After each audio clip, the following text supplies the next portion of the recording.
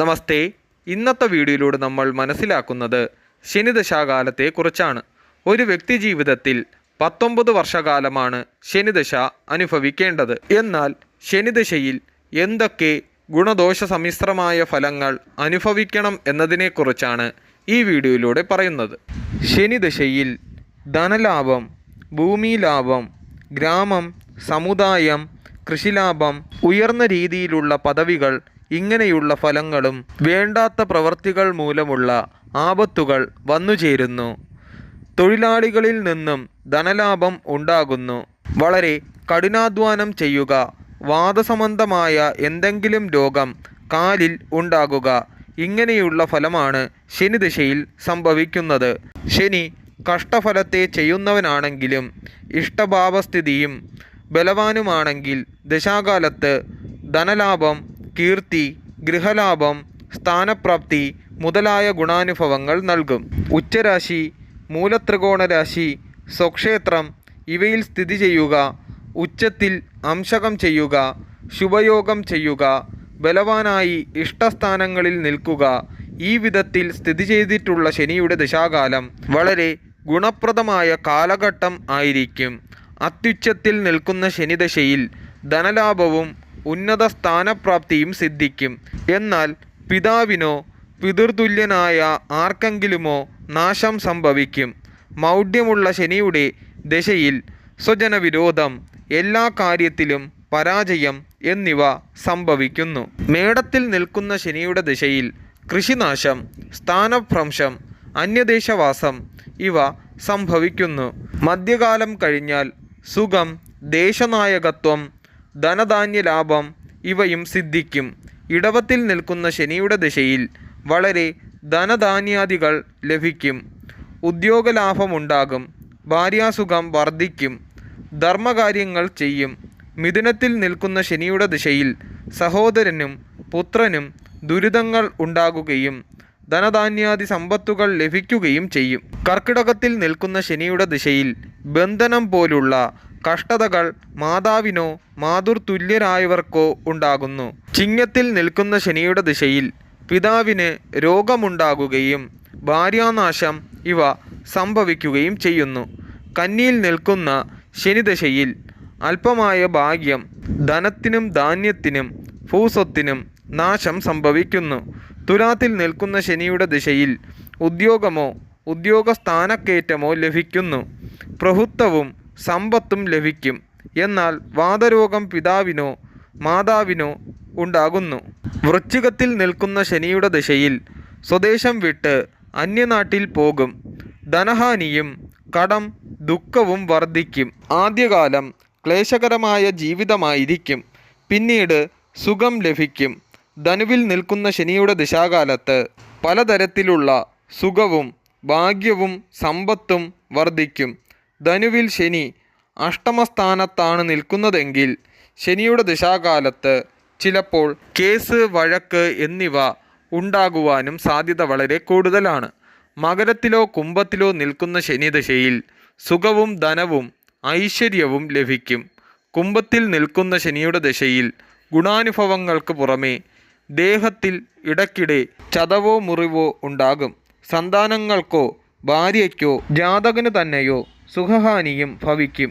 മീനത്തിൽ നിൽക്കുന്ന ശനിയുടെ ദിശയിൽ മാതാവിന് അരിഷ്ടത, വിദേശ സഞ്ചാരം, ഭൂമിനാശം, നേത്രരോഗങ്ങൾ എന്നിവ ഫലമാകുന്നു. വ്യാഴത്തോട് ചേർന്ന് നിൽക്കുന്ന ശനിയുടെ ദിശയിൽ ആദ്യം പലവിധ അനർത്ഥങ്ങൾ ഉണ്ടാകും.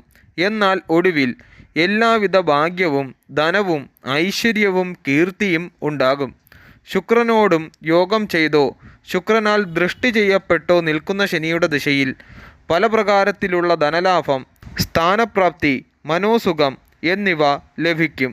ശുക്രൻ നിൽക്കുന്ന രാശിയുടെ 4, 7, 11 എന്നീ ഭാവങ്ങളിൽ നിൽക്കുന്ന ശനിയുടെ ദിശയിൽ ഭാര്യാനാശം ഉണ്ടാകുന്നതാണ്. ലഗ്നത്തിൽ നിൽക്കുന്ന ശനിയുടെ ദിശയിൽ രോഗം, സ്ഥാനമാറ്റങ്ങൾ, ദുഃഖം എന്നിവ ഫലം.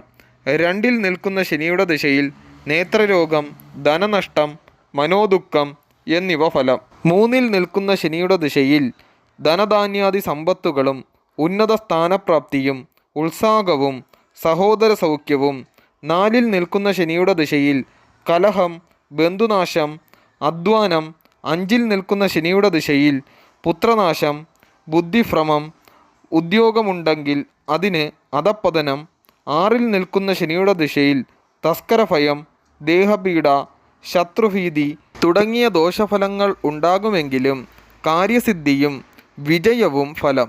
7-ൽ നിൽക്കുന്ന ശനിയുടെ ദിശയിൽ സ്ഥാനഭ്രംശം, സഞ്ചാരം, മൂത്രാശയ രോഗങ്ങൾ, കളത്രപുത്രാദി ബന്ധുക്കൾ മൂലമുള്ള ദുരിതം. ശനി മാരകാധിപൻ കൂടിയാണെങ്കിൽ രോഗം, മരണം എന്നിവയും ഉണ്ടാകുവാൻ സാധ്യതയുണ്ട്.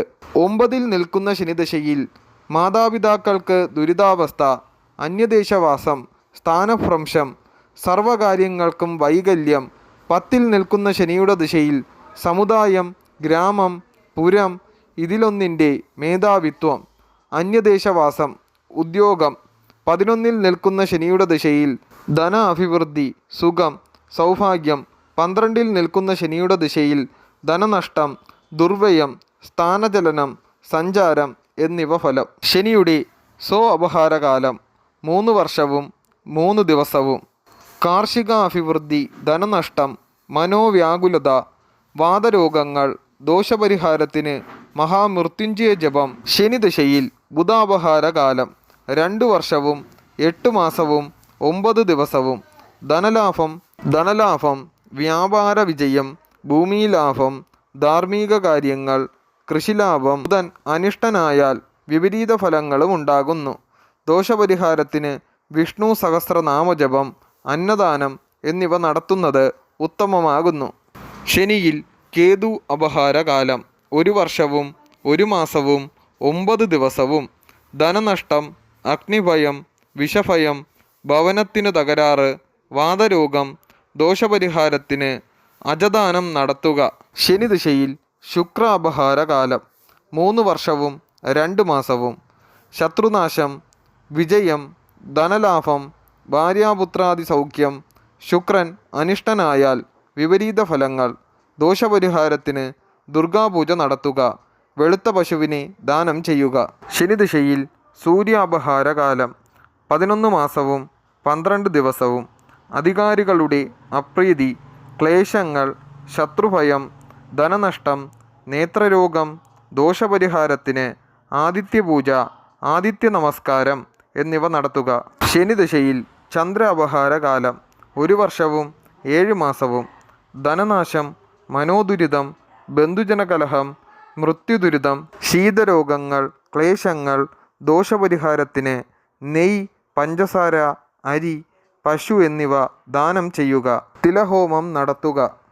പരിഹാരമായി സുബ്രഹ്മണ്യ സ്വാമി ക്ഷേത്ര ദർശനവും ദേവീക്ഷേത്ര ദർശനവും നടത്തുക.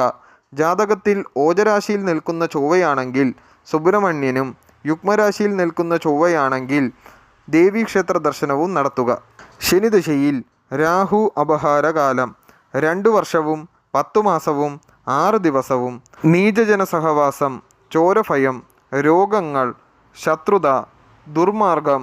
ദോഷപരിഹാരത്തിന് മഹാമൃത്യുഞ്ജയ ജപം നടത്തുന്നത് വളരെ ഉത്തമമാകുന്നു. ശനിദശയിൽ വ്യാഴ അപഹാരകാലം 2 വർഷവും 6 മാസവും 12 ദിവസവും. ഈശ്വര ആരാധനയിൽ താൽപ്പര്യവും സന്താനഭാഗ്യവും ധനലാഭവും. വ്യാഴം അനിഷ്ടസ്ഥാനത്തായാൽ വിപരീത ഫലം. ദോഷപരിഹാരത്തിന് മഹാവിഷ്ണു ക്ഷേത്ര ദർശനവും മഹാവിഷ്ണുവിന് പാൽപ്പായസം നൽകുന്നതും ഉത്തമമാകുന്നു.